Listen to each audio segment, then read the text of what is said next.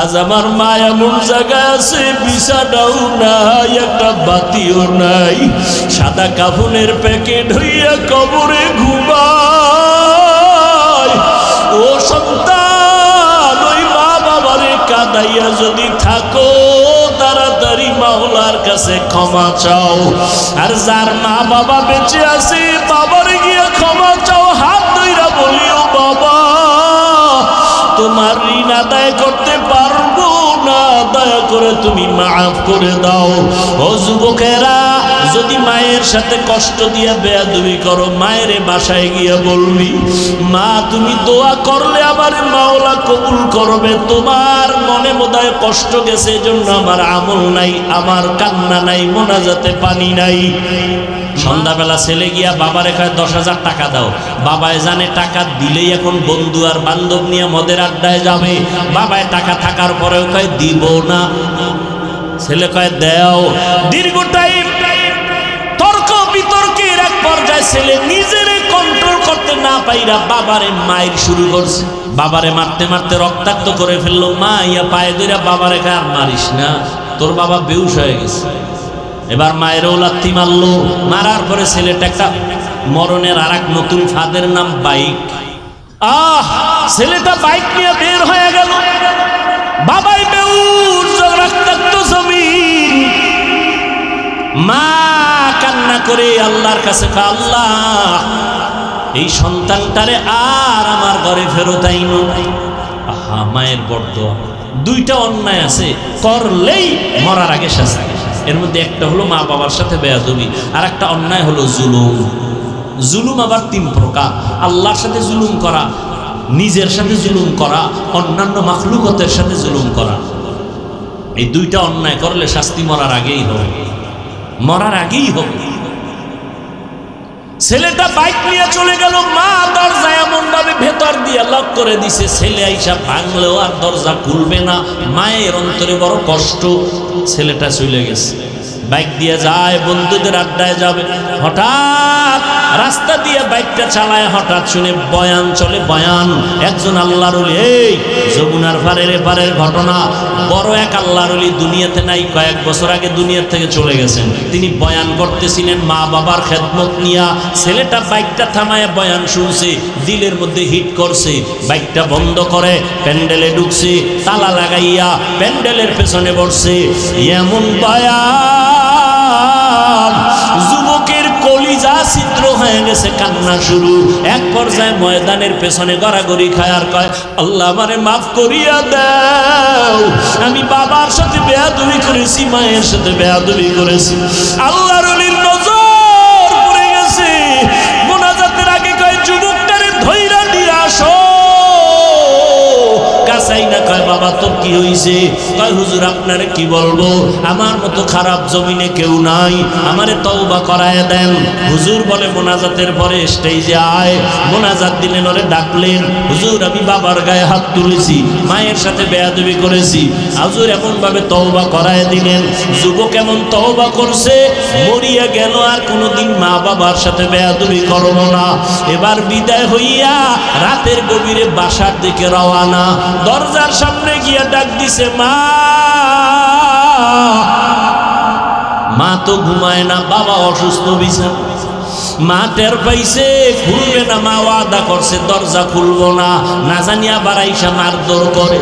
সন্তান কাঁদে আর কয়, মা আমি একটু মাপ চাবো, বাবার পাও ধরে একটু সুযোগ দাও, দরজা খুলো, আর বেয়াদবি করবো না।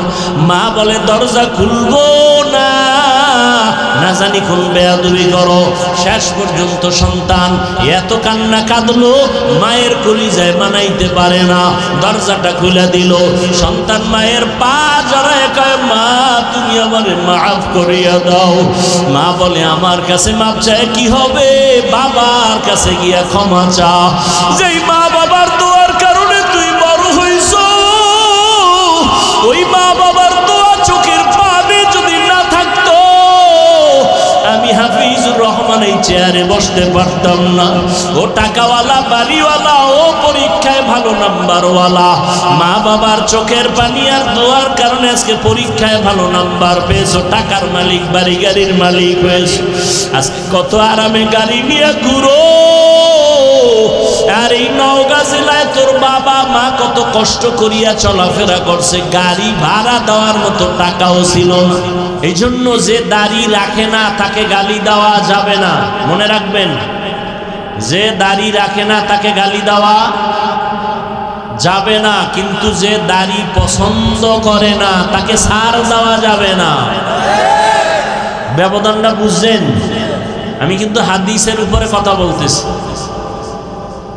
যে নামাজ পড়ে না তাকে গালি দেওয়া, বলেন বলেন, যে নামাজ পড়ে না তাকে গালি দেওয়া, যে নামাজ পছন্দ করে না তাকে ছাড় দেওয়া, সুযোগ পেলেই জুতা, কোনো দেরি নেই।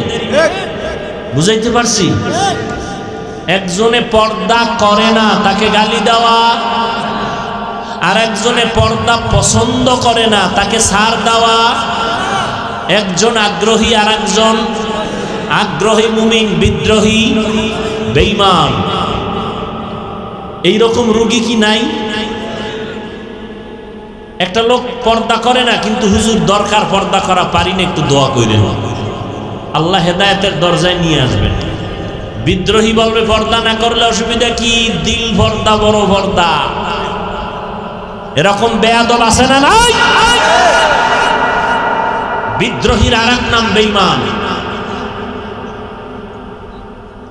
হাদিসের উপরে কিছু কথা বলে দিলাম, এবার আয়াতের উপরে কিছু আলোচনা।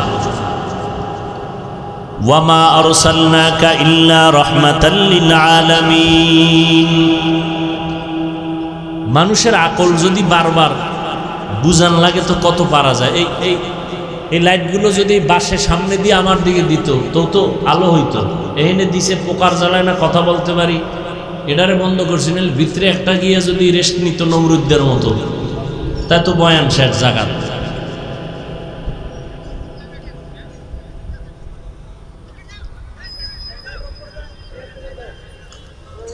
আল্লাহ আল্লাহ কি বলেন এই আয়াতের দিকে খেয়াল করেন। ফট করে হাত উঠায় ফেলবো, মোনাজাত হয়ে যাবে, চিল্লাইলো আর হাত নিচে নামবে না। খেয়াল করেন আল্লাহ কি বললেন। তর্জমা বলছি, এবার একটু খেয়াল করি বিস্তারিত কিছু কথা। আল্লাহ কি বলছেন, হে রাসূল আমি জমিনে আপনাকে পাঠাই নাই, হ্যাঁ পাঠিয়েছি জগৎ সমূহের রহমত হিসেবে।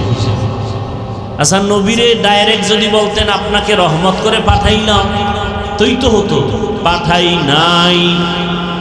আবার বলে হ্যাঁ পাঠিয়েছি জগৎ সমূহের রহমত হিসেবে। ঘুরাইয়া বললেন কেন? ঘুরাইয়া বললেন কেন? আল্লাহ তাআলা বুঝাইলেন, ও দুনিয়ার মানুষ। কি কি সমস্যা কি না? আর কি করবো, তো অন্ধকার হয়ে যাবে।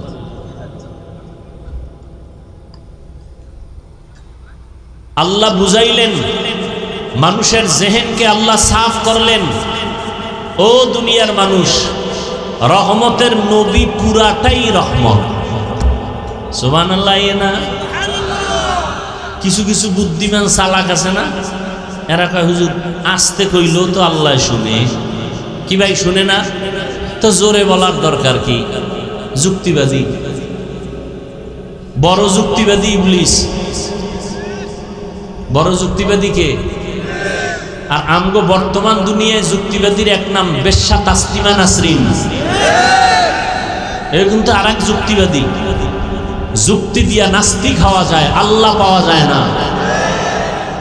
আচ্ছা আস্তে কইলে আল্লাহ শুনে তো নাকি? এখানে আপনাদের ইমানের ঘাটতি আছে।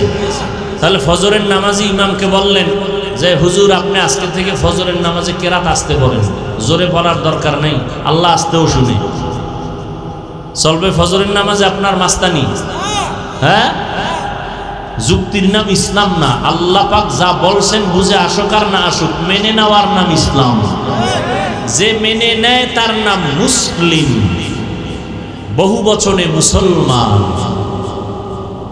ইসলাম মানি, আমরা অনেকে তর্জমা করি ইসলাম মানি শান্তি। না, সালাম শব্দের অর্থ শান্তি।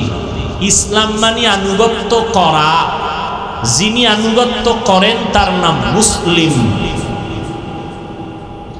আর শান্তির আরবি কি? সালাম। এজন্য বারবার কয় সালাম দাও, আফসুস সালাম, আসসালাম ক্বাবলাল কালাম, কথা বলার শুরুতে সালাম। কেমন আছেন? সালামালাইকুম না না, আগে সালাম দাও, আসসালামু আলাইকুম, কেমন আছেন? মোবাইলটা ওপেন করে হ্যালো। বেঈমানের বাচ্চাগুলো মুসলমানের ঈমান কেমনে জবাই করছে? এখন মোবাইলে হ্যালো দিয়া সালামে জবাই করে দিছে, ঠিক না? হ্যালো, আমিও হ্যালো, তুমিও হ্যালো, সবাই ভিতরে ভিতরে হ্যালো, সালাম নেই। আফসুস। অথচ রাসূল বলেন কথার আগে সালাম। আর সালামও কি? সালাম যা দেয় না দেওয়ার মতোই। সালাম দেয় স্টাইল করে, সালামালাইকুম। বেটা জীবনে বহু মাস্তানি করলি, বিএ পাস করলি, মেট্রিক করলি, আইএ পাস করলি, আসসালামু আলাইকুম দুইটা শব্দ পারো না, লজ্জা করে না? এই দুইটা শব্দ শিখতে কি মাদ্রাসায় যাওয়া লাগে? এটার স্টাইল করে আসসালামালাইকুম, তার মানে তোর উপরে খোদার গজব। হে আবার ঘুরায় খায় ওয়ালাইকুম, তোর উপরে আগে। সালাম হইল শান্তির জন্য, এমন ভাবে বলছে এটার আর শান্তির তর্জমা নাই। সালামালাইকুম মানে তুই তাড়াতাড়ি মর, তোর উপরে মরণ। আর আসসালামু আলাইকুম, এক বেঈমানের বাচ্চা ঢাকার কোন জায়গায় বয়ে বলে নাকি কয়েক বছর আগে বলে শুদ্ধ করে সালাম দিলে জঙ্গির গন্ধ আসে। এই সরকার যদি আমগো কওমি মাদ্রাসারে স্বীকৃতি না দিত, হাটহাজারীর হুজুরের আল্লাহ জান্নাত দান করুন। দেখছেন আমিন কয় না, কত বড় নষ্ট। হাটহাজারীর হুজুর আসলেন, সরকার সনদের স্বীকৃতি দিলেন। এইবার সরকারি দলের বড় বড় রাখক বোয়ালরা কয় করলেন কি? করলাম কি? প্রধানমন্ত্রী করলেন কি? কওমি মাদ্রাসারে হাইলাইটস করে দিলেন। সমস্যা, এরা আমার দেশের নাগরিক না। কাহা নাগরিক? কথা এগো ভিতরে পর্দার আড়ালে রাখলে আমার দেশের লাভ না আমগো নজরে রাখলে লাভ? খবর নাই তলার, খবর নাই রাখক বোয়ালের। বুদ্ধিজীবী তোমার জিবি কত? কয় যা থাক হ্যাং হয়ে গেছে। জিবি কি হয়ে গেছে? হ্যাং হয়ে গেছে। প্রধানমন্ত্রীরে আটকাইছে, আপনি যে এগো হাইলাইটস করলেন সনদের স্বীকৃতি দিয়ে, করলেন কি? কত কি করব? এগো পর্দার আড়ালে রাখবো, তাহলে আমার দেশের লাভ না ক্ষতি? ক্ষতি। চোখের নজরে রাখলে লাভ, নজরে রাখলে লাভ, তো নজরে নিয়ে আসি। আমরা তো সরকারের দ্বারে কোনোদিন চাকরি চাই নাই, চাকরির জন্য স্বীকৃতি চাই নাই। নাস্তিক বেঈমানের বাচ্চাগুলো যেন মৃত্যু পর্যন্ত কওমিওয়ালা শিক্ষার লাইনের ধারার থেকে ভিন্ন মনে না করে, এজন্য সরকারকে বলা হয়েছে আপনি স্বীকৃতি দিয়া নাস্তিকদের জবানে তালা লাগায় দেন।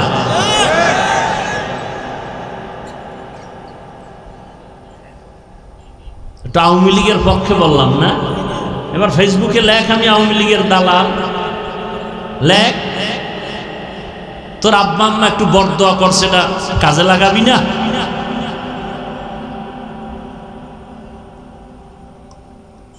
মদের নেশাগ্রস্ত ব্যক্তির কাছে যদি আমি যাওয়ার পরে আমিও মদের ওয়ালার বোতলটা টান মারি, তখন বলবি আমি মদওয়ালার গোলাম।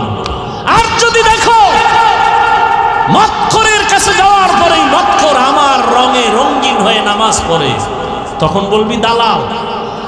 বিএনপির কাছে ওলামায়ে কেরাম যদি যায়, ইসলামের দাবি নিয়ে যায়, আওয়ামী লীগের কাছে আলেম গেছে, ইসলামের দাবি নিয়ে গেছে, তুমি দালাল বলো কেন? এই বেয়াদবি করার সাহস একজন আলেমকে, তুমি ক্লাস 8-9 পড়ো, তুমি বলো দালাল, বেয়াদব।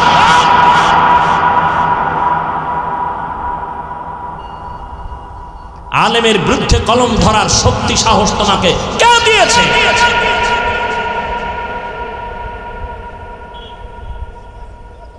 আল্লাহ হেদায়েত দান করুন। আল্লাহ ডাইরেক্ট নবীকে যদি বলতেন আপনাকে রহমত করে পাঠাইলাম, না বলে ঘুরাইয়া বললেন কেন? আপনাকে পাঠাই নাই, হ্যাঁ পাঠিয়েছি জগৎ সমূহের রহমত করে। কেন? উম্মতকে পরিষ্কার করে দিলেন আল্লাহ পাক, জেহেনে ঢুকাও নবীর পুরাটাই রহমত। এখানে অনেকে তর্জমা করে রহমাতুল্লিল আলামিনের তর্জমা করেন উভয় জগতের রহমত। আমি তর্জমা করছি জগৎ সমূহের জন্য রহমত। কারণ উভয় জগৎ মানে দুনিয়ার জগৎ, পরকাল জগৎ, দুই জগৎ। আসলে তো জগৎ দুইটা না, রুহের একটা জগৎ আলাদা, মায়ের গর্ভের জগৎ একটা আলাদা, দুনিয়া নামক জগৎ একটা আলাদা, ইন্তেকালের পর কবর জগৎ আলমে বরজখ এক আলাদা জগৎ, হাসরের ময়দানের এক আলাদা জগৎ, জান্নাত ও জাহান্নামের এক জগৎ আলাদা জগৎ। আল্লাহ বলেন সব জগৎ তথা জগৎ সমূহের জন্য আমি আল্লাহ হলাম রব, আর আমার মুহাম্মদ বন্ধুকে বানায় দিলাম রহমত। ইমামুল আউয়ালিন আল আখিরিন বহরে সদকা রহমাতাল লিল আলামিন সাইয়্যিদুল কাউনাইন খাতমুল মুরসালিন আখির আমদ বুদে ফখরুল আউয়ালিন। এবার আলোচনা নবী রূহের জগতের জন্য রহমত কেমনে, আজকে এই বিষয় নয়। নবী মায়ের গর্ভের জগতের জন্য আলাদা রহমত, ভিন্ন আলোচনা। দুনিয়ার জগতের জন্য নবী আলাদা রহমত, ভিন্ন আলোচনা। কবর জগতের জন্য নবী আলাদা রহমত, ভিন্ন আলোচনা। হাসর জগতের জন্য রহমতের নবী ভিন্ন জগতের রহমত, ভিন্ন আলোচনা। জান্নাত ও জাহান্নামের জগতের ক্ষেত্রে আমার নবী আলাদা রহমত, ভিন্ন আলোচনা। আমি দুনিয়ার জগতের জন্য নবী কেমন রহমত এ নিয়ে দুইটা কথা বলে মোনাজাত দিয়ে চলে যাব। নবী দুনিয়ার জগতের জন্য রহমত, শুধু মানুষের বলে না, মুমিনের জন্য যেমন রহমত, বেঈমানের জন্য নবী আলাদা রহমত। কেমন এক নবী, কেমন এক নবী, চিনলাম না আমরা কপাল পোড়া। যেই নবীর জন্য গর্তের পিপিলিকা পাগল, যেই নবীর জন্য নদীর মাছ আশিক। শুধু কি তাই, সব বানানেওয়ালা খালেক আল্লাহ আশিক। মুসা নবী আল্লাহর বন্ধু, ঈসা নবী আল্লাহর বন্ধু, ইব্রাহিম নবী আল্লাহর বন্ধু, আমার নবী আল্লাহর বন্ধু। সব নবী কার বন্ধু? আল্লাহর বন্ধু। সব নবী আল্লাহর আশিক। মুসা নবী আল্লাহর আশিক, ইব্রাহিম নবী আল্লাহর আশিক। আল্লাহ সব নবীর বন্ধু বানাইছে, মুসা নবীর বন্ধু বানাই। এই উঠে গা, মোনাজাতটা দিয়ালাম। কপাল নিজের ডাউ ফুরে আর একজনের ডাউ ফুরাবার অপচেষ্টা করে। ঢুকলা কেন প্যান্ডেলের মধ্যে যদি অভ্যাস খারাপ থাকে?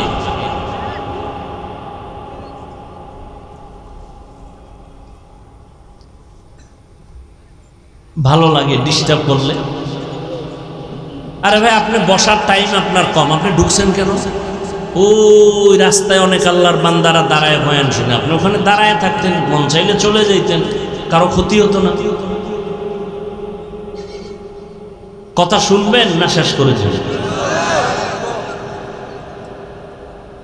মুসা নবী আল্লাহর বন্ধু, এমন বন্ধু আল্লাহ খুশি হইয়া তার একটা উপাধি দিলেন কালিমুল্লাহ। ইব্রাহিম রে দিলেন খলিলুল্লাহ। আল্লাহ পাক মুসা নবীকে দিলেন দাউদ নবীর খলিফাতুল্লাহ, আদমকে সফিউল্লাহ, ইসমাইলকে জবিহুল্লাহ। কিন্তু আল্লাহর একটা স্পেশাল বন্ধু সুলভ শব্দ হলো হাবিবুল্লাহ। এটা কাউকে আল্লাহ দেন নাই, রহমতের নবীকে আল্লাহ দান করেছেন হাবিবুল্লাহ। মুসা নবী আল্লাহর আশিক, ইব্রাহিম আল্লাহর আশিক, আদম আল্লাহর আশিক। সব নবী কার আশিক? কিন্তু আপনার আমার নবী এমন এক নবী, যেই নবীর জন্য আমার আল্লাহ নিজে আশিক। মিশা বলছি, শুনেন না এ কথা? সব নবী আল্লাহর আশিক। আল্লাহ হলেন রহমাতুল লিল আলামিনের আশিক। আল্লাহ হলেন আল্লাহ, নবীরে দিলেন মুহাম্মদ। আল্লাহ হলেন রব্বুল আলামিন, নবী হলেন রাহমাতুল লিল আলামিন। আল্লাহ পাক রব্বুল আলামিন বলেন, ও রহমতের নবী, আমি আপনাকে জগৎ সমূহের রহমত করে পাঠাইলাম। মানুষের জন্য যেমন নবী রহমত, মুমিনের জন্য নবী আলাদা রহমত, ওদিকে বেঈমানের জন্য নবী আলাদা রহমত। আবার মুমিনদের মধ্যে পুরুষের জন্য নবী যেমন রহমত, আবার নবী নারীদের জন্য আলাদা রহমত। শুধু কি তাই, মানুষের জন্য নবী যেমন রহমত, জিনদের জন্য নবী তেমন রহমত। আমার নবী গাছের জন্য আলাদা রহমত, আমার নবী নদীর মাছের জন্য আলাদা রহমত, জঙ্গলের প্রাণীদের জন্য আলাদা নবী রহমত। এগুলো ভিন্ন ভিন্ন ঘটনা। নবী খেজুর গাছের সাথে ট্যাক লাগায়া খুতবা পড়েন, মিম্বর বানায়া, কিছুদিন পরে এটারে বাদ দিয়া নতুন মিম্বর বানাবেন। হঠাৎ মানুষ কান্না করলে যে আওয়াজ, ওই খেজুর গাছ, মরা খেজুর গাছ থেকে মানুষের কান্নার মতো আওয়াজ আসতেছে। নবী বলেন, এই গাছ কেন কাঁদো? ইয়া রাসূলুল্লাহ, আপনার বিরহের বেদনায় কাঁদি, তুমি কি চাও? আমি দইরা দোয়া করি তুই বড় জিন্দা হয়ে যা, খেজুর হবে, মানুষ খাবে। কয় না, কি চাও? কয় মানুষের যেমন জানাজা পড়ায় দেন, এমন জানাজা আমারও পড়ান, আর এখানে দাফন করে দিবেন, আর কিয়ামতের দিন আপনার সাথে আমাকে জান্নাতে জায়গা দিবেন। উস্তুনে হান না না জাহাজ রে রসুল, নালামি জাদহম চুয়ার বাপ আকুল। মরা গাছ কান্না করে, নবীর বেলায় এটা মানছে। হ্যাঁ, আল্লাহ পাক দুনিয়াতে তার প্রিয় বান্দা আছে। আল্লাহর কাছে সব থেকে প্রিয় মানুষ। আপনাদের জানা থাকলে বলেন, মানুষ ছাড়া আর কেউ আছে আল্লাহর কাছে প্রিয়? জিন আল্লাহর কাছে প্রিয়, বলেন না বাবা? প্রিয় কারা? মানুষের মধ্যে যারা বেনামাজি তারা প্রিয়, যারা মদ খায়, ঘুষ খায়, সুদ খায় তারা প্রিয়। আল্লাহর কাছে মানুষের মধ্যে শ্রেষ্ঠ প্রিয় যারা রহমতের নবীর উম্মত, নামাজ পড়ে, পর্দা করে, হালাল খায়, কোরআন পড়ে, তাকওয়ার উপরে চলে। কথা ঠিক? তা প্রিয় বান্দা বান্দিকে আল্লাহ আলাদা আলাদা পাওয়ার দেয়। কি দেয়? আলাদা পাওয়ার দেয়। যেই পাওয়ারের বয়ান একটু আগে আপনাদের নওগাঁতে করে আসলাম।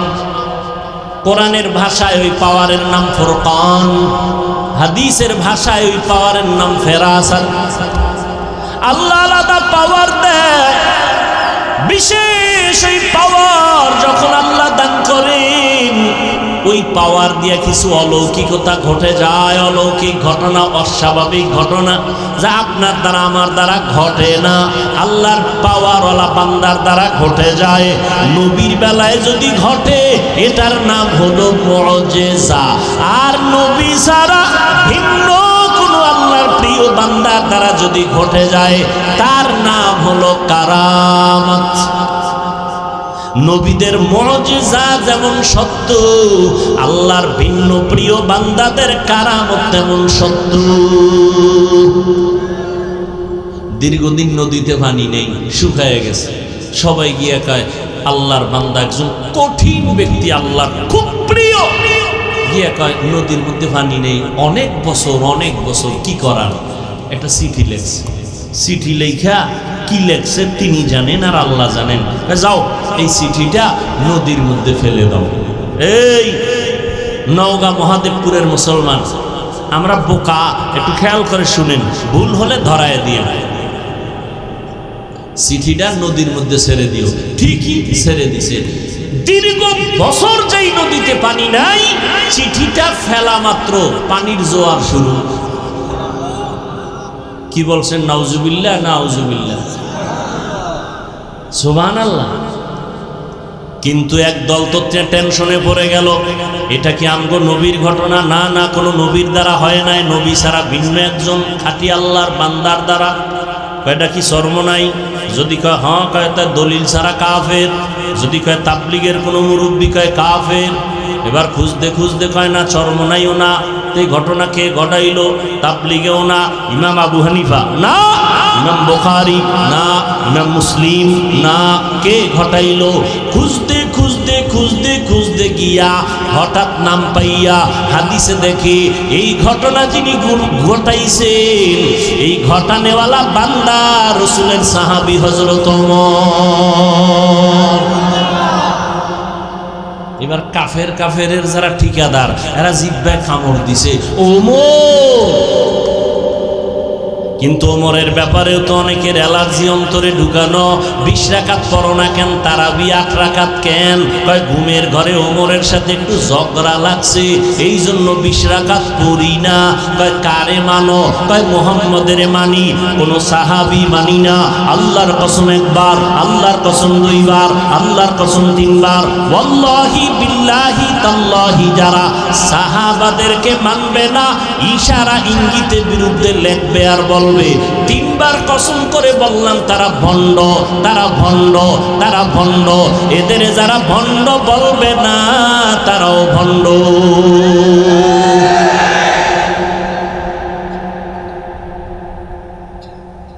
তুমি 8 রাকাত কেন?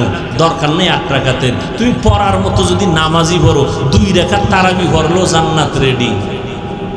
কিন্তু তুমি বাপসাপ যেভাবে দেখাও 8 রাকাত কেন, 48 রাকাত পড়লেও উপায় নাই, কোনো উপায় নাই। যেই বাপ লইয়া চলো, সালাম দেয় না, দিলেও নেয় না, কি বিষয়? কয় 20 রাকাত আমি। এই অহংকার কেন রে মুমিন? এরে যুবক, 5 কল্লি টুপি মাথায় দিয়েছি, অন্য টুপির বিরুদ্ধে বলি নাই। তুমি কেন আমার টুপি নিয়ে মাথা ব্যথা? আমি কওমি মাদ্রাসার সন্তান, কোনদিন আমি আলিয়ার বিরুদ্ধে বলি নাই, স্কুল কলেজের বিরুদ্ধে বলি নাই। তুমি কওমি নিয়ে কেন বুকে ব্যথা? আমি বুকে হাত বাঁধি না, নাভির নিচে বাঁধি, তুমি বুকে বাঁধো। কোনোদিন গালি দিলাম না, হিংসা করলাম না, তুমি আমার নাভির নিচের হাত নিয়ে কেন টানো? এরে আল্লাহর গোলাম, ভালো করে বুঝো, আমি আলহামদুর পরে আস্তে আমিন বলি, আপনি জোরে আমিন বলেন। কোনোদিন হিংসা করি না, গালি দেই না, আপনি আস্তে আমিনের উপরে রাগ কেন? আমি পীর মুরিদের লাইনের সন্তান, আমি পীর মাশায়েখ মানি, শুধু মানি না, আমি চ্যালেঞ্জ করে বলি সারা দেশে যারা বলে আমি ওলিয়া উলিয়া মানি না, আল্লাহর কসম তারা ভণ্ড। যারা বলে ওলিয়া উলিয়া মানি না তারা ভণ্ড, তাদের যারা ভণ্ড বলবে না তারাও ভণ্ড। স্পষ্ট করে গেলাম, সারা বাংলাদেশে নাকের আগায় দম থাকা পর্যন্ত সত্য কথা বলে যাব। যারা ওলি মানে না তারা বুখারী শরীফ মানে না, যারা আউলিয়া মানে না তারা কোরআন মানে না। অতএব সাবধান, আমি ওলিয়া উলিয়ার পক্ষে থাইকাও তো যারা পীর মুরিদির লাইনে নাই তাদের হিংসা করলাম না, তুমি কেন বিরুদ্ধে বলো? এরে যুবক, ও নওগাঁর মুসলমান, আজকে তুমি চরমনার বিরুদ্ধে বলার সময় পাইলা, তাবলীগের বিরোধিতা করার সময় পাইলা, কওমির বিরুদ্ধে বলার সময় পাইলা, কিন্তু তোমার কাছে আমার প্রশ্ন, পঞ্চগড়ে কাদিয়ানি বানায় এই ব্যাপারে তোমার পদক্ষেপ কি নিছো আমাকে বলো। ওই উত্তর চট্টগ্রাম এলাকায় খ্রিস্টান মিশনারিরা কাজ করে মুসলমানের ঈমান হরণের ক্ষেত্রে, তোমার পদক্ষেপ কি বলো? ওরে মুসলমানের পিছে লাগলা, বেঈমানের ব্যাপারে ফয়সালা কখন করবা? এবার একটা ভেজাল মুক্ত একটা জবাব চাই সবার থেকে। সত্য কথাটা স্বীকার করেন, সত্য কথাটা স্বীকার করেন, মানেন আর না মানেন। তাবলীগের দ্বারা আমার দেশের মুসলমানের ঈমানের ক্ষতি হয়েছে কি পরিমাণ বলেন? সত্য কথাটা বলেন। কওমি মাদ্রাসার দ্বারা আমার দেশ ইসলাম মুসলমানের কি ক্ষতি হয়েছে বলেন? যারা পীরের লাইনে হক, যারা ভণ্ড না তাদের ব্যাপারে না, যারা হক এদের দ্বারা ক্ষতি হয়েছে। হ্যাঁ, যদি বলেন হ্যাঁ ঠিক আছে, তা কোনদিন মৃত্যু পর্যন্ত তাবলীগের বিরুদ্ধে, পীর মাশায়েখের বিরুদ্ধে, কওমির বিরুদ্ধে কোনোদিন কিছু বলবেন না, লেখবেন না। যদি কিছু বলিয়াও থাকেন, লিখে থাকেন, তওবা করে নিন, আল্লাহ কবুল করেন। হা তাবলিগালারা কি বলে যে বেশি বেশি নামাজের ফাঁকে বিড়িটাই নো, তো সমস্যাটা কি? তাবলিগালারা বলে যে যারা 8 রাকাত নামাজ পড়ে তারাবি এদের সাথে সালাম বন্ধ। হ্যাঁ, তো কি বিরোধিতা কেন? আর তোমার বিরোধিতার দ্বারা তাবলিগের কি ক্ষতি হয়েছে? তাবলিগের মধ্যে 2টা পাঠ হয়েছে না? কয় পাঠ? 2 পাঠ হওয়ার কারণে খেদমত কি কমছে? খেদমত আরো বাড়ছে না? দোনো দল আলাদা জিদ করে খেদমত করে, অগছে আমি বেশি দাওয়াত দিব, অগছে আমি বেশি দাওয়াত দিব, তা কাজ বাড়ছে না? হ্যাঁ, কওমি মাদ্রাসা কমতেছে না বাড়তেছে?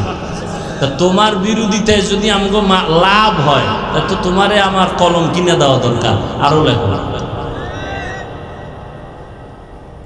যারে শয়তানে ধরে কাম থুইয়া কাম করে, আল্লাহ সবাইকে হেদায়েত দান করুন। ওয়ামা আরসালনাকা ইল্লা রাহমাতাল লিল আলামিন।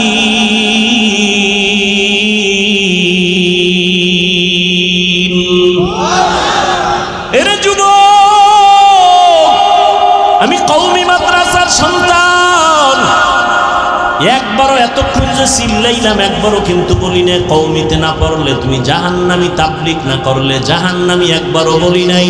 বরং আমি স্কুল কলেজের পক্ষওয়ালাদের এই পরিমাণ সাহস দেই, আমার জানা মতে কোন মৌলবী স্টেজে এই পরিমাণ সাহস দেয় না। ও কলেজের কলিজার টুকরা যুবকেরা, স্কুল ছাড়বা না, কলেজ ছাড়বা না, চাকরিজীবীরা চাকরি ছাড়িও না, ব্যবসা করো, চাকরি করো, তোমার কাছে কোনো বাধা নাই। একটা দাবি আমার, তুমি ডাক্তার হও, ইঞ্জিনিয়ার হও, প্রফেসর হও, ডিসি হও, এসপি হও, এমপি হও, মন্ত্রী হও, তবে দাবি একটা, বেয়াদব হইও না। লিকুল্লি শাইইন জিনাতুন ফিল ওয়ারা ওয়া জিনাতুল মারই তামামিল আদাবি।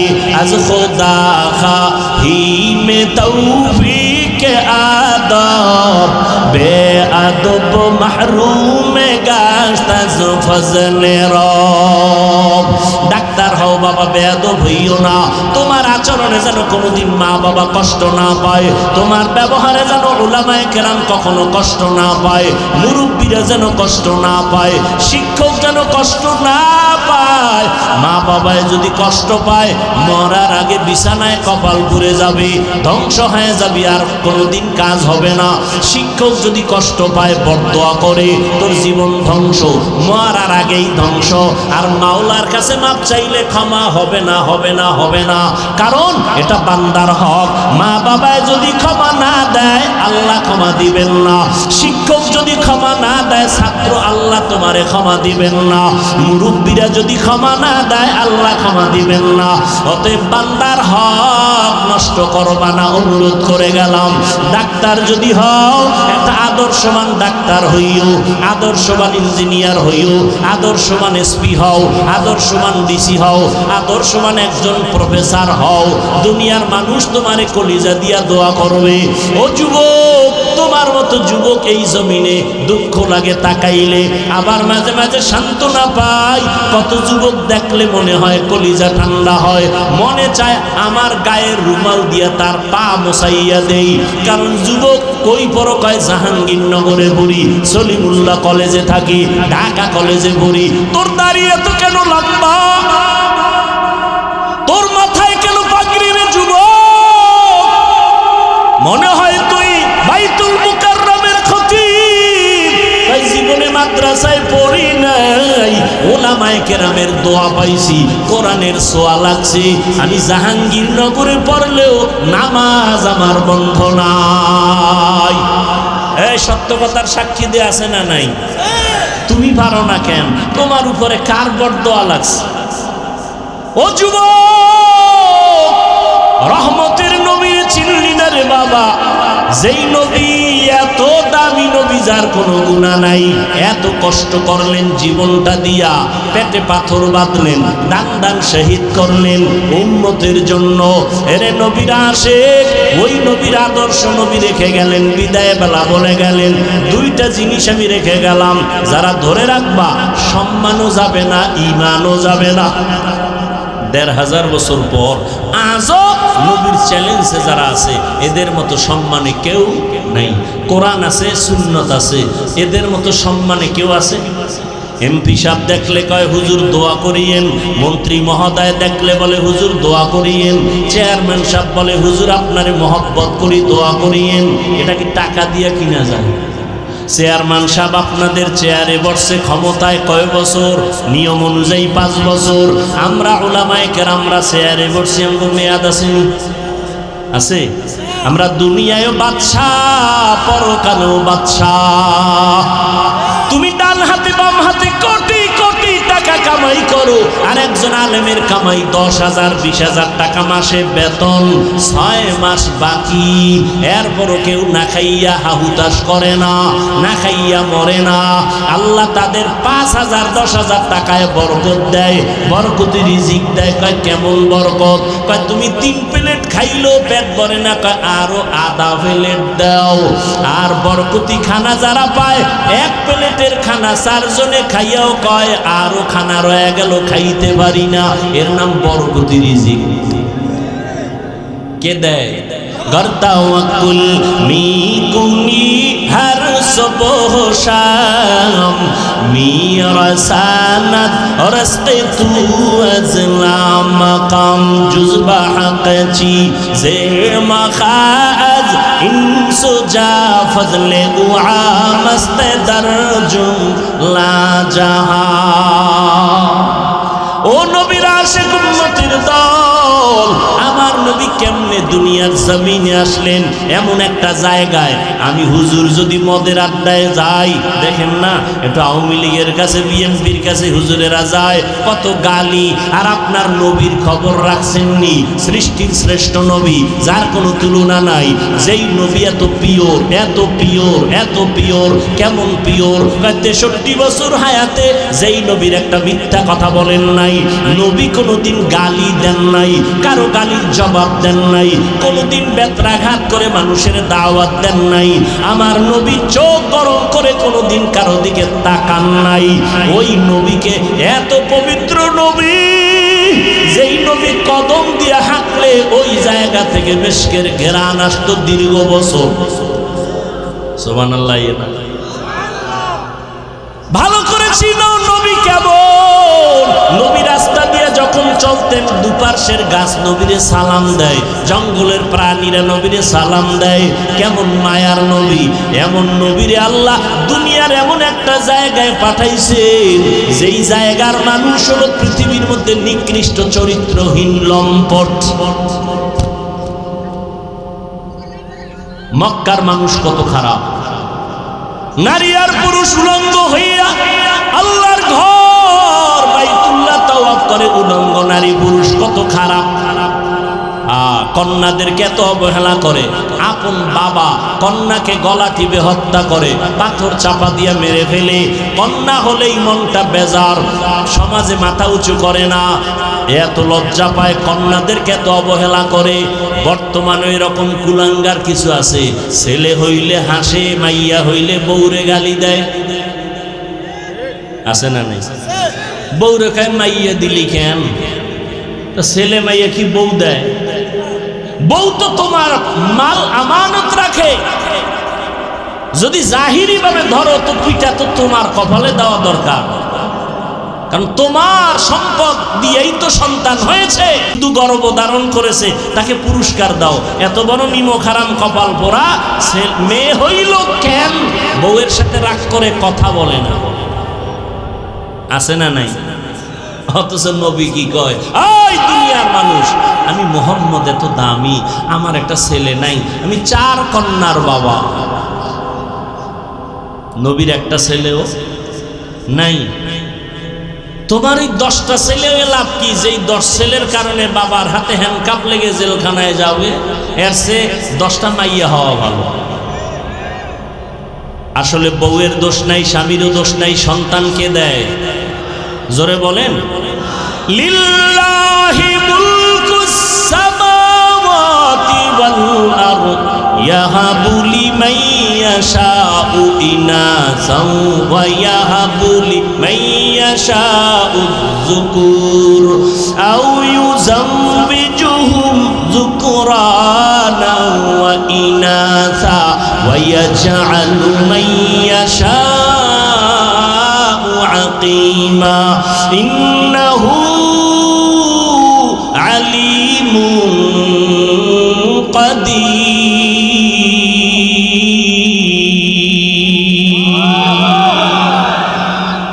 এই কোরআনটা পড়তে মজা আছে না নাই? এমন একটা কোরআন, দেখলেও সওয়াব, শুনলেও সওয়াব, পড়লেও সওয়াব, ধরলেও সওয়াব, আছে না নাই? কিন্তু এখানেও ফতুয়াবাজি চলে। ফতুয়া মানে সমাধান, বাজি মানে খেলাধুলা। ফতুয়া নিয়ে খেলাধুলা করে একদল, ইউটিউবের মধ্যে বলে কোরআনের অর্থ না জানলে পড়িয়া কোনো লাভ নাই। এরাও বাতিল, এরাও কি বাতিল। আল্লাহর কোরআন ধরবা সওয়াব, পড়বা সওয়াব, দেখবা সওয়াব।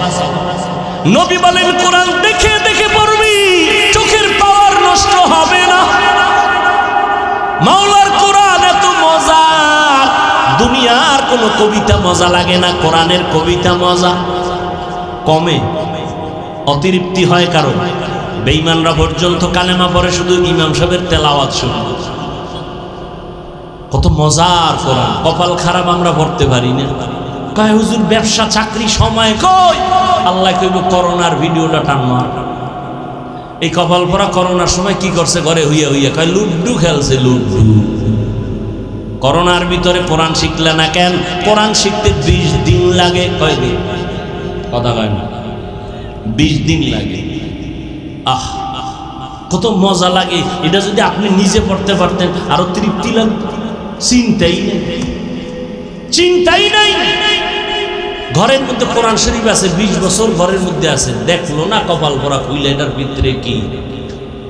আজ পর্যন্ত দেখলো না খুলিয়া ভিতরে কি। অথচ নবী বলেন কোরআন এত দামি, এটার মধ্যে যদি খুইলে খেলে আঙ্গুল টানে আঙ্গুল। আল্লাহ কোরআনের নূর দিয়ে সিনাটা আলো বানায় দিল। আল্লাহ যদি দান করেন, আপনার কোনো প্রশ্ন আছে? আল্লাহ সবাইকে কোরআন পড়ার তৌফিক দান করেন। ওগো নবীর উম্মতেরা,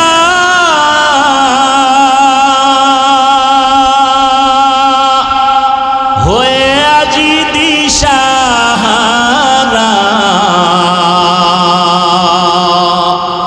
কোরআন হাদিসের চলো যখন যাহা চায় মনে, নবী বিনে কে তারাবে পুসিরাত মিজানে, নবী বিনে কে তারাবে পুসিরাত মিজানে। উম্মতের কান্ডারি নবী,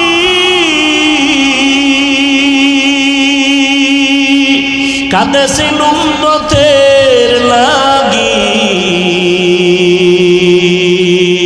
এখনো কাঁদেন নবীজি শুয়ে মদিনার পানে, নবী বিনে কে তারাবে পুসিরাত মিজানে, নবী বিনে কে তারাবে পুসিরাত মিজানে। ও নবীর আশিক, নবী দুইটা জিনিস ধরে রাখার কথা বলছেন। সম্মানও যাবে না, কোনোদিন ঈমানও যাবে না। 1 নাম্বার কোরআন, 2 নাম্বার নবীর সুন্নত।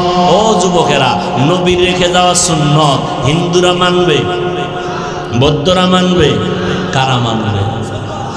কোন দেশের? লেবানন, লন্ডনের মুসলমান, বাংলাদেশেরও, শুধু নওগাঁ জেলা বাদ। তা তোমার মদিনার তরিকা নাই কেন? তোমার চুলগুলো বেঈমানের লাইনে কাটলা কেন? লাভ কি? মুহাম্মদেরটা ভাল লাগে না? এই বেঈমানের লাইনে চুল কাটলে যদি বলো মাথা ঠান্ডা থাকে, বলো তো আমিও কাটবো।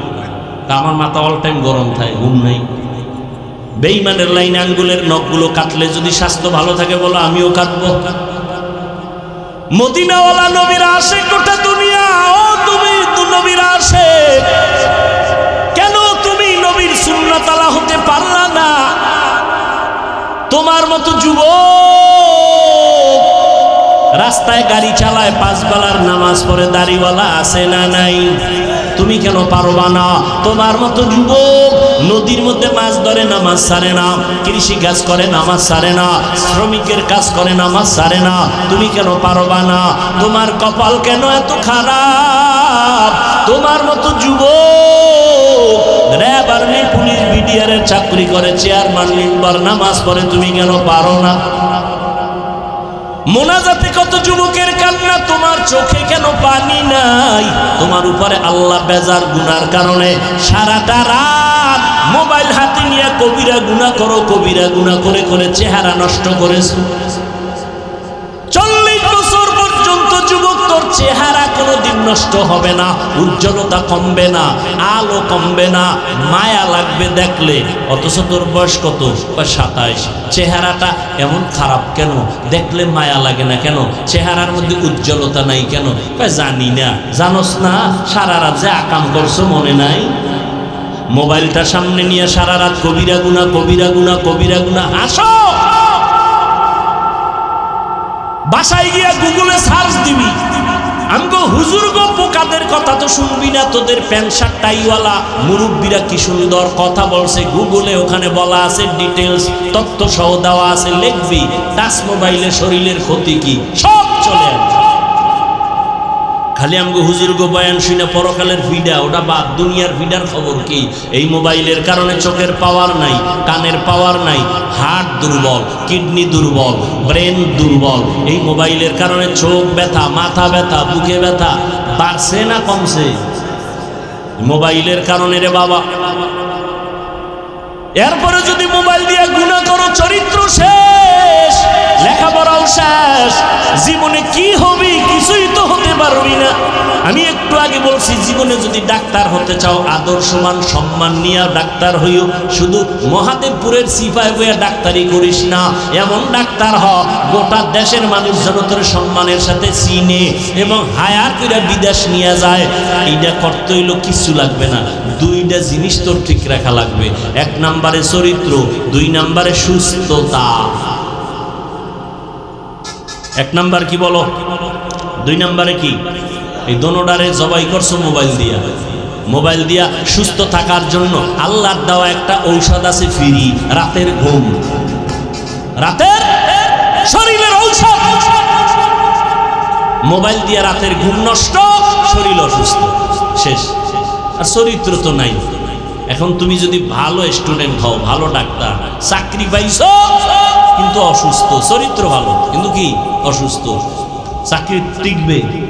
আচ্ছা তুমি ফুল সুস্থ, শরীরে কোনো রোগ নাই, চরিত্র খারাপ, থাকবে জীবনের সম্মান? এই 2 জিনিস ভালো লাগবে, চরিত্র আর সুস্বাস্থ্য। এই 2 জিনিস নষ্ট করে মোবাইল। মোবাইল থেকে ফিরে আসো। এই মোবাইলের কারণে মা বাবার সাথে বেয়াদবি, আর মা বাবার টাকা চুরি করছো কতদিন মনে আছে? এমবি করার জন্য।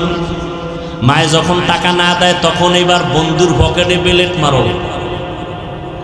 এলাকাটার নাম কমুনা, যমুনার এইপারের একটা ঘটনা। যমুনার এইপার এলাকার নাম কইতাম না, মাত্র কয়েক বছর আগে সন্ধ্যাবেলা ছেলে গিয়া বাবারে কয় 10,000 টাকা দাও।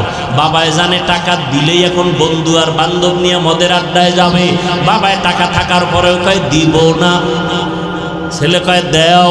দীর্ঘ টাইম তর্ক বিতর্কের এক পর্যায়ে ছেলে নিজেরে কন্ট্রোল করতে না পাইরা বাবারে মাইর শুরু করছে। এখন তো মিডিয়াতেও দেখা যায় ছেলে বাবারে মারে, কত বড় বেঈমান আর কুলাঙ্গা। বাবারে মারতে মারতে রক্তাক্ত করে ফেললো। মা ইয়া পায়ে ধরে বাবারে আর মারিস না, তোর বাবা বেহুশ হয়ে গেছে। এবার মায়েরও লাথি মারলো। মারার পরে ছেলেটা একটা মরণের আর এক নতুন ফাঁদের নাম বাইক। কি কয় দিকে? মোটর সাইকেল, হুন্ডা বাইক, মরণের নতুন এক ফাঁদের নাম। ওটার উপরে বইলেই জানি কেমন শরীর আগুন আর আগুন, পয়েন্টে পয়েন্টে আগুন, পশমের গোড়াইতে আগুন বাইর হয় বাইকে বইলেই, ঠিক নি? আর পেছনে যদি বিপরীত পার্স থাকে তো আরো আগুন। এইবার কয় ট্রাকের তলে গিয়ে ঠান্ডা হয়, এর আগে ঠান্ডা হয়। ছেলেটা বাইক নিয়ে বের হয়ে গেল, বাবাই বেউস, রক্তাক্ত জমিন। মা কান্না করে আল্লাহর কাছে, আল্লাহ এই সন্তানটারে আর আমার ঘরে ফেরত আইনো। মায়ের বড় দুইটা অন্যায় আছে, করলেই মরার আগে শাস্তি। এর মধ্যে একটা হলো মা বাবার সাথে বেয়াদবি, আর একটা অন্যায় হলো জুলুম। জুলুম আবার তিন প্রকার: আল্লাহর সাথে জুলুম করা, নিজের সাথে জুলুম করা, অন্যান্য মাখলুকতের সাথে জুলুম করা। এই দুইটা অন্যায় করলে শাস্তি মরার আগেই হবে, মরার আগেই হবে। ছেলেটা বাইক নিয়ে চলে গেল, মা দরজা এমন ভাবে ভেতর দিয়ে লক করে দিছে, ছেলে আইসা ভাঙলেও আর দরজা খুলবে না। মায়ের অন্তরে বড় কষ্ট। ছেলেটা চলে গেছে, বাইক দিয়ে যায়, বন্ধুদের আড্ডায় যাবে। হঠাৎ রাস্তা দিয়ে বাইকটা চালায়, হঠাৎ শুনে বয়ান চলে, বয়ান। একজন আল্লাহর ওলি, এই যমুনার পারের এপারের ঘটনা। বড় এক আল্লাহর ওলি দুনিয়াতে নাই, কয়েক বছর আগে দুনিয়া থেকে চলে গেছেন। তিনি বয়ান করতেছিলেন মা বাবার খেদমত নিয়া। ছেলেটা বাইকটা থামায় বয়ান শুনছে, দিলের মধ্যে হিট করছে, বাইকটা বন্ধ করে প্যান্ডেলে ঢুকছে, তালা লাগাইয়া প্যান্ডেলের পেছনে বসছে। এমন বয়ান, যুবকের কলিজা ছিদ্র হয়ে গেছে, কান্না শুরু। এক পর্যায়ে ময়দানের পেছনে গড়াগড়ি খায় আর কয়, আল্লাহ আমারে মাফ করিয়া দাও, আমি বাবার সাথে বেয়াদবি করেছি, মায়ের সাথে বেয়াদবি করেছি। আল্লাহর ওলির নজর পড়ে গেছে। মোনাজাতের আগে কয়, যুবকটারে ধইরা নিয়ে আসো। কাছাই না, কয় বাবা তোর কি হইছে? কয় হুজুর আপনারে কি বলবো, আমার মতো খারাপ জমিনে কেউ নাই, আমারে তওবা করায় দেন। হুজুর বলে মোনাজাতের পরে স্টেজে আয়। মোনাজাত দিলেন, ওরে ডাকলেন, হুজুর আমি বাবার গায়ে হাত তুলেছি, মায়ের সাথে বেয়াদবি করেছি, হুজুর এমন ভাবে তওবা করায় দিলেন। যুবক এমন তওবা করছে, মরিয়া গেল, আর কোনোদিন মা বাবার সাথে বেয়াদবি করব না। এবার বিদায় হইয়া রাতের গভীরে বাসার দিকে রওয়ানা। দরজার সামনে গিয়া ডাক দিছে, মা। মা তো ঘুমায় না, বাবা অসুস্থ বিছানা। মা টের পাইছে, খুলবে না। মা ওয়াদা করছে দরজা খুলবো না, না জানিয়া বাড়াইসা মারধর করে। সন্তান কাঁদে আর কয়, মা আমি একটু মাপ চাবো, বাবার পাও ধরে একটু সুযোগ দাও, দরজা খুলো, আর বেয়াদবি করবো না। মা বলে দরজা খুলবো না, না জানি কোন বেয়াদবি করো। শেষ পর্যন্ত সন্তান এত কান্না কাঁদলো, মায়ের কলিজায় মানাইতে পারে না, দরজাটা খুলে দিল। সন্তান মায়ের পা জড়ায় কয়, মা তুমি আমারে মাফ করিয়া দাও। মা বলে আমার কাছে মাপ চায় কি হবে, বাবার কাছে গিয়া ক্ষমা চা। যেই মা বাবার দোয়ার কারণে তুই বড় হইছ, ওই মা বাবার দোয়া চোখের পানি যদি না থাকতো, আমি হাফিজুর রহমান এই চেয়ারে বসতে পারতাম না। ও টাকাওয়ালা, বাড়িওয়ালা, ও পরীক্ষায় ভালো নাম্বারওয়ালা। মা বাবার চোখের পানি আর দোয়ার কারণে আজকে পরীক্ষায় ভালো নাম্বার পেয়েছো, টাকার মালিক, বাড়ি গাড়ির মালিক হয়েছো। আজকে কত আরামে গাড়ি নিয়ে ঘুরো। আর এই নওগাঁ জেলায় তোর বাবা মা কত কষ্ট করিয়া চলাফেরা করছে, গাড়ি ভাড়া দেওয়ার মতো টাকাও ছিল না। আজ আল্লাহ তোমারে টাকা দিছেন, মা বাবার কথা মনেও করো না, দোয়াও করো না। ওরে যার মা বাবা দুনিয়ায় নাই, কবরের কিনারায় গিয়া মাঝে মাঝে দোয়া করিও, আল্লাহর কাছে বলি, ওরে মালিক মা বাবার হক আদায় করতে পারি নাই, মা বাবা জীবনে এত কষ্ট করেছেন, আমি যদি টাকাওয়ালা হইতাম আমি মা বাবারে শান্তিতে রাখতাম। আজ আমার মা এমন জায়গায় আছে, বিছানাও নাই, একটা বাতিও নাই, সাদা কাফনের প্যাকেট হইয়া কবরে ঘুমায়। ও সন্তান, ওই মা বাবারে কাঁদাইয়া যদি থাকো, তাড়াতাড়ি মাওলার কাছে ক্ষমা চাও। আর যার মা বাবা বেঁচে আছে, বাবারে গিয়ে ক্ষমা চাও, হাত ধইরা বলিও, বাবা তোমার ঋণ আদায় করতে পারবো না, দয়া করে তুমি মাফ করে দাও। ও যুবকেরা, যদি মায়ের সাথে কষ্ট দিয়া বেয়াদবি করো, মায়ের বাসায় গিয়া বলবি, মা তুমি দোয়া করলে আমার মাওলা কবুল করবে, তোমার মনে বোধহয় কষ্ট গেছে এজন্য আমার আমল নাই, আমার কান্না নাই, মোনাজাতে পানি নাই। মা তোমারে বহু কষ্ট দিয়েছে, গোপনে জানি কত কান্না করেছো, আজ দয়া করে আমাকে মাফ করে দাও মা। আমারে তুমি সম্মানের জায়গায় নিয়ে আনছো, তোমার দোয়া ছাড়া আমি শিক্ষিত হতে পারি নাই, তোমার দোয়ার কারণে আজ আমার আল্লাহ সম্মান বাড়ায় দিছে। মা বাবার কাছে যদি চোখের পানি ছেড়ে দাও, মা মাথায় হাত দিয়া দোয়া করবে আর সে আজিমে চলে যাবে। ও যুবকেরা, পায়ে হাত রেখে বলে গেলাম, আল্লাহর ভয় অন্তরে জমা করো, নবীর আদর্শের মালা গলায় লাগাও, তওবা করো পেছনের গুনাহ থেকে, মনে মনে আমার আল্লাহকে ডাকো আর বলো, আল্লাহ জীবনে কত নামাজ ছাড়লাম, বেপরদায় চললাম, আজকে থেকে তওবা করতেছি, মরিয়া গেলে যাব, হায়াতের মালিক তুমি, ইজ্জতের মালিক তুমি, আর নামাজ ছাড়বো না, দাড়ি কাটবো না, বেপরদায় চলবো না, মা বাবারে কষ্ট দিব না। উলামায়ে কেরামের পরামর্শ নিয়ে নবীর সুন্নাত অনুযায়ী চলাফেরা করো, স্কুলে পড়ো, কলেজে পড়ো, চাকরি করো, নামাজ ছাড়িও না, মা বাবার দোয়া নিতে ভুল করিও না রে বাবা। তবে সবার কপালে তওবা নসিব হবে না, যাদের অন্তর তৈরি হয়ে গেছে, মরিয়া গেল আর নামাজ ছাড়বা না, তওবা করে নিবা, আর দাড়ি কাটবা না, মা বাবারে কষ্ট দিবা না, আলেমদের বরদোয়া নিবা না। তওবা করার মতো যদি কারো খাঁটি অন্তর তৈরি হয়, দুটো হাত আমার আল্লাহকে দেখায়া দাও, আয় আল্লাহ হাতগুলো কবুল করে নেন, তওবা কবুল করে নেন, তওবার উপরে মজবুত হইয়া চলার তৌফিক দান করেন।